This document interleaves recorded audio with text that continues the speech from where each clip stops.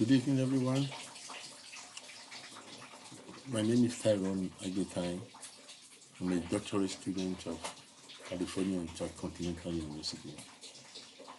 In today's presentation, I'll be looking at conducting a feasibility study of a fashion business that I intend to set up. It's called MGT665 Fashion Business.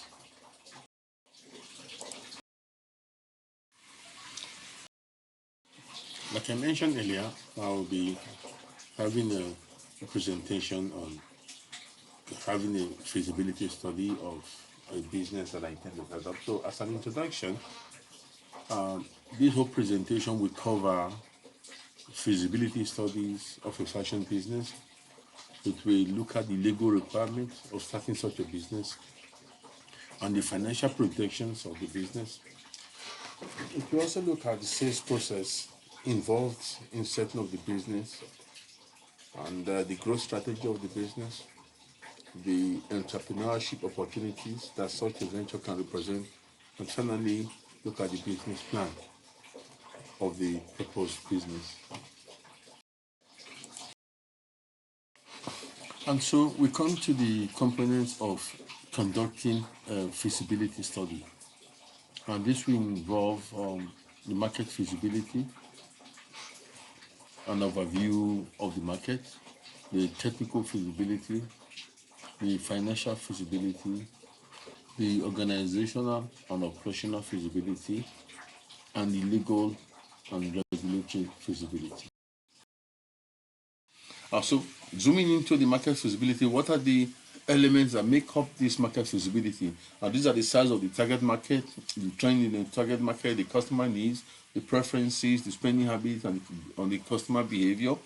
Then we look at the market demographics, the pricing strategy. You also have to do some kind of cultural consideration when you're doing the market analysis, and the regulatory requirements are inherent in that market, and then you look at the barriers to market entry. So then I come down to the technical feasibility.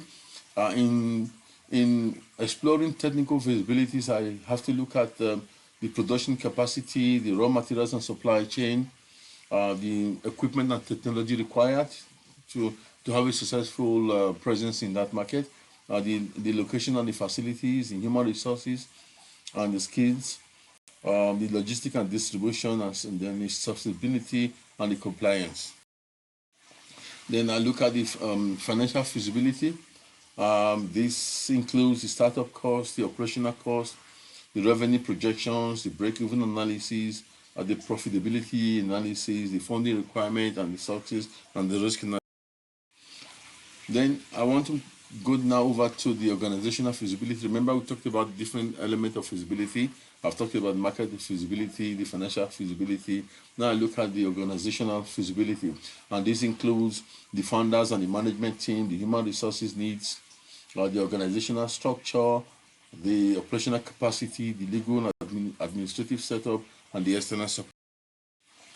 In the legal feasibility, we look at the business structure and registration, the licensing and permits, the intellectual property protection, then the employment and labor laws that are inherent in that particular market, the fashion industry regulations, the tax and financial regulations, the contract.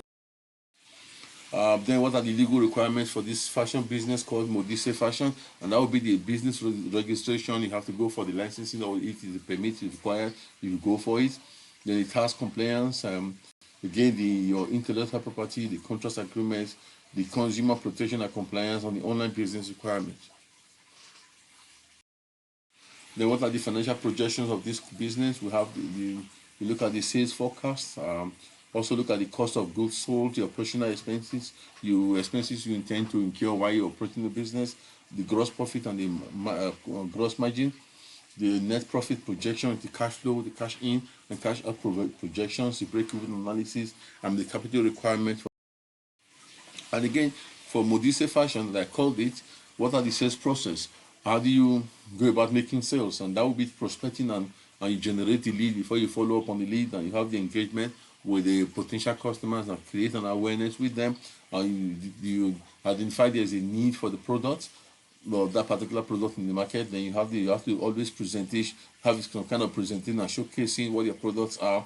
Then you obviously give room for your customers or potential target market, potential customers to ask questions, and you handle their objections to you bringing that particular product into the market, and then you close the sale.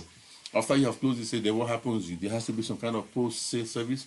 What offering you follow up on the sales? You already have a sale, the customer purchase your product. You don't just leave them hanging there. You follow up on their experiment or their experience with using your product. Then by that you build some kind of relationship. Then you can have some retention of that particular. This makes customer keep coming back. Then for this company, what will be the growth strategy? The growth strategy will be the refining the brand identity. Then you have to find a way to increase your market presence and find a way to diversify your sales channels. Can it just be one sale channel? You have to diversify it to have a deeper market penetration. Then you always have to innovate the product. You don't stay one product line forever. Find a way to innovate the product line. Then you find a way also to build your customer loyalty. Then you scale operation. You start small, then you scale to bigger operations. Then you have to identify what the long-term growth levers are. What are the entrepreneurial opportunities of this business? Well, you have the product-based opportunities, you have the service-based opportunities, you have the digital and tech opportunities, and you have the event and experience opportunities, and you also have the upcycling and circular fashion.